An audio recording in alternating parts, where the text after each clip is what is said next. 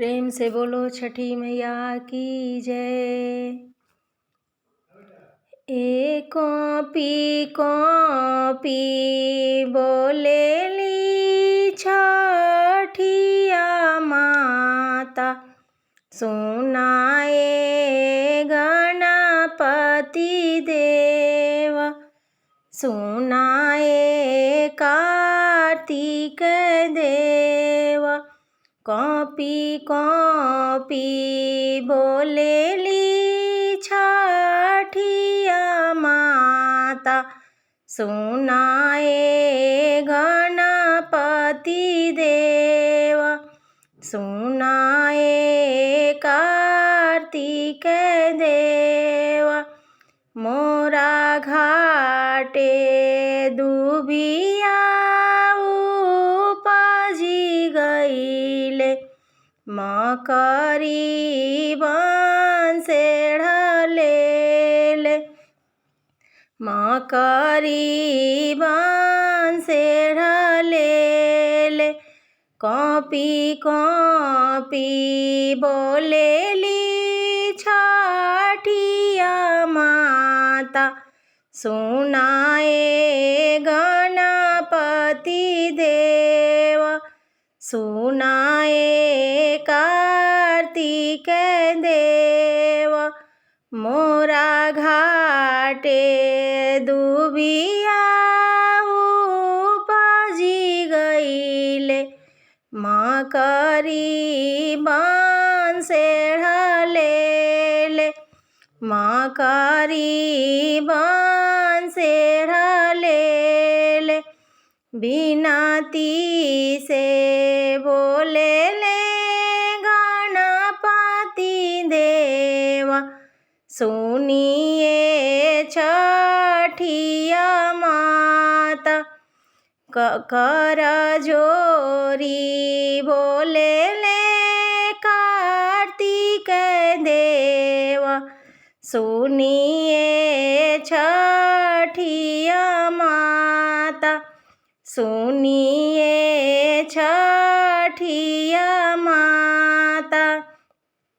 रौरा घाटे दुबिया छिलाई देबो, मकरी उजाड़ी देबो, गोबरे लिपाई देबो, चंदना पड़ोरी देबो, घिउए हुमद देबो, दूधवे अर्घ देबो। कॉपी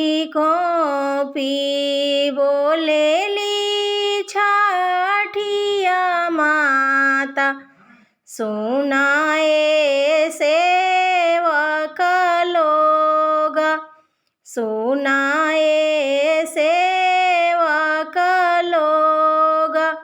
मोरा घाटे दुबिया जनम लेले, मकरी बंसेढ़ लेले, मकरी बंसेढ़ लेले।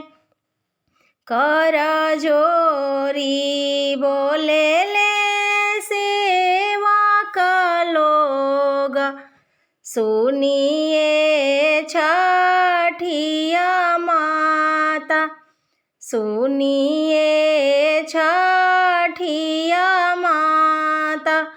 बिनती से बोलेले सेवक लोग, सुनिए छठिया माता, सुनिए छठिया माता।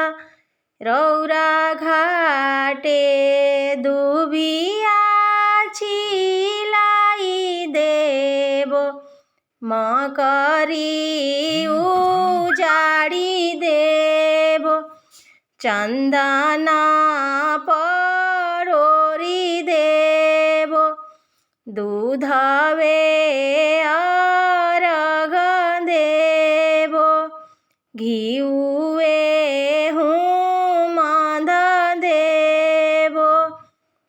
प्रेम से बोलो छठी मैया की जय।